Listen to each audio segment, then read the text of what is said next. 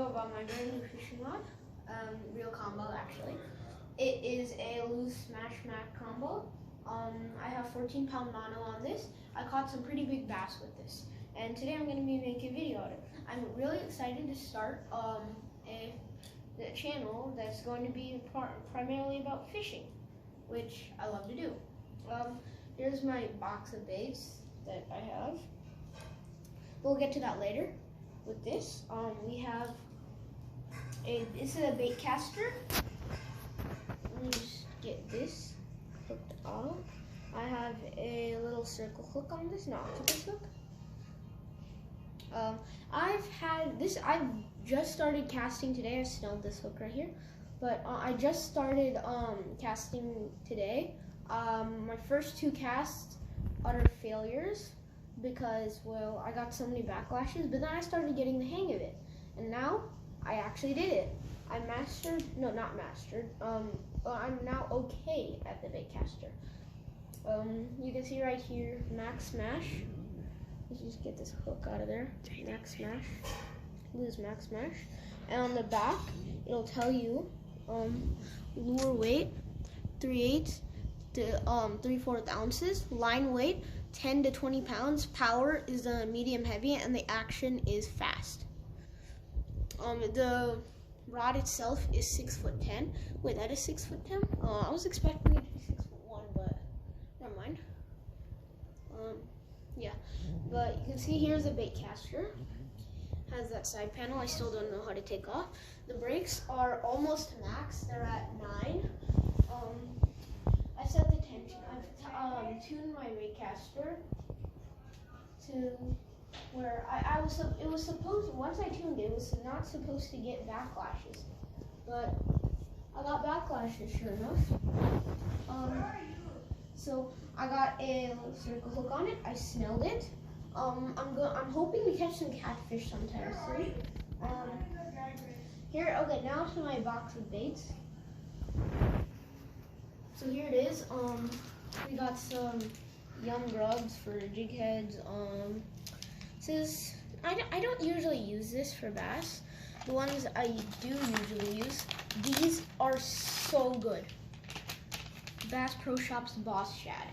They look so lifelike. If there wasn't a hook, you couldn't tell them apart from real fish.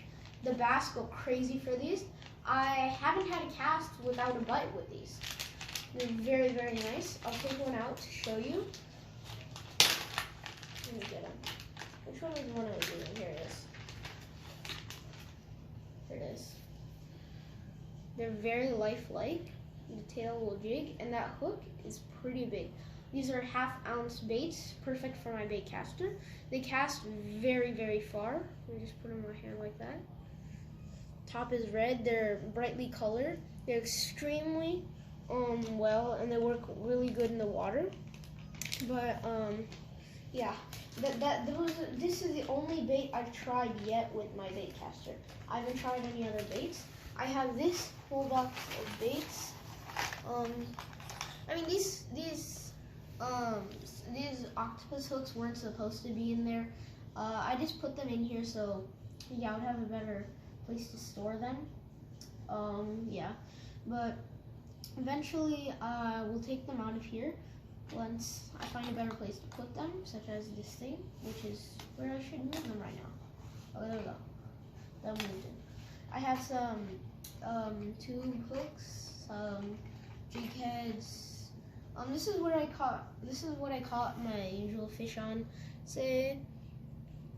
Before I got my baitcaster, I caught almost all of my fish on this and a couple minnow jigs. But now onto these other baits. We have like a ball jig head here. Oh yeah, and these hooks that I just threw in were size 3 octopus hooks. Here I also have size 4 octopus hooks that I did not open up yet. And the guy recommended this when we went to Bass Pro Shops. He said this would work really well during the warmer months. They would imitate the crayfish, and the warmer months are coming up. Right now it's around March, but the warmer months are coming up, and this will imitate a crayfish and will help me catch a lot of fish. And now get onto the parts, and I'm gonna go back to my baitcaster.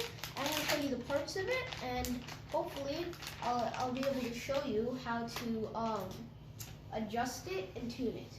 But here, let me just reel this.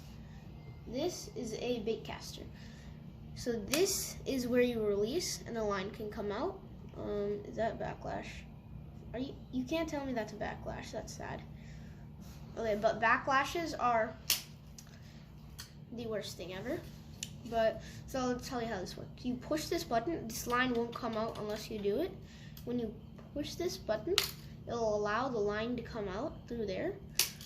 And then you have to spin this handle to lock it. Here is the drag. You can change this up or down. And then here's a tension spool knob, and then these are the brakes. I have mine almost up to max. Right now I have them at 9. You can change them to 10.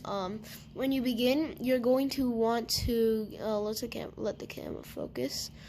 You're going to want to have them very close to max. It's either 9 or 10 or exactly max. Doubt, but yeah, I don't have it. I don't know how to open this yet though. The side panel is openable. I saw the people do it.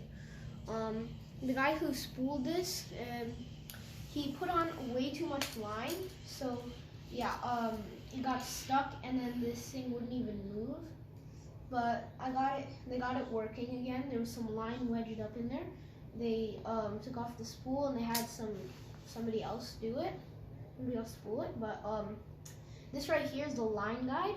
When you reel, this thing moves side to side, bringing your line in.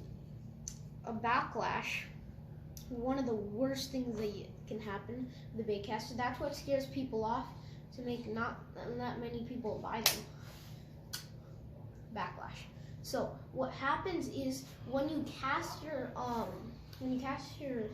lure, when it hits the water, the spool keeps spinning, and then it keeps releasing more line. And you know how a bird nest looks? I'm sure you all probably seen a bird's nest, but that kind of thing forms on your spool, and it's up to you to untangle it. And sometimes it gets so bad you just have to cut the line. There's nothing you can do about it. There are ways to avoid that, like what most people do. When they cast their baitcaster, they are usually going to put their thumb right on there and just stop it. Before it hits the water, you have to stop it with your thumb. You hit the button, you cast, and then you stop it. You let it go, and then you stop it. But that's one of the challenges of the baitcaster. There's another way to avoid it, which is tuning your baitcaster. To properly tune it, let me just get some more weight on this, so we can get this spool to actually go down when we want it to. And this should be heavy enough. Let's bring it up here. I'm just gonna hook this thing. These hooks are sharp. I haven't hooked any jigs with these yet. I see you. But wait, let's just go like this. Up through from an inch. I'm gonna do the Texas rig for this. Just test. I know why I'm doing a Texas rig when I'm just testing it. And this is extremely hard to do a Texas rig with. How am I ever gonna get this out of there, though? That's my main problem. That's what I should be worrying about. But let's just get this hooked through. There we go. I mean, no fish would ever want to bite that, but okay. Look at this. So sad. Okay, now that I got some weight on there, let's just put on a bobber. Just add that little bit of extra weight so we can actually get this going down. The bait I did this with, like I tuned it with, was a 1/2 ounce. It was the Bosch shad. Those work really good, trust me. You definitely, if you ever head to Bass Pro Shops, buy those Bosch shad. They're extremely good. But yeah, let's just get this on. There we go. Now it's time to tune the bait. So what you're gonna do first, you're going to look at the line. You're going to look at the line, and then you're going And then you're gonna go to this, tighten this thing right here, your tension spool knob, all the way up, and then release this until your line doesn't move. Watch the line. Then you're going to slowly loosen tension spool knob down, down, down. Give it a shake. It's not moving still. Loosen it more. Another shake. Nothing. Loosen it. Another shake. And by the time it slowly goes down, like there, right there. That was too fast. So look at this. Look at what happened to my spool right there.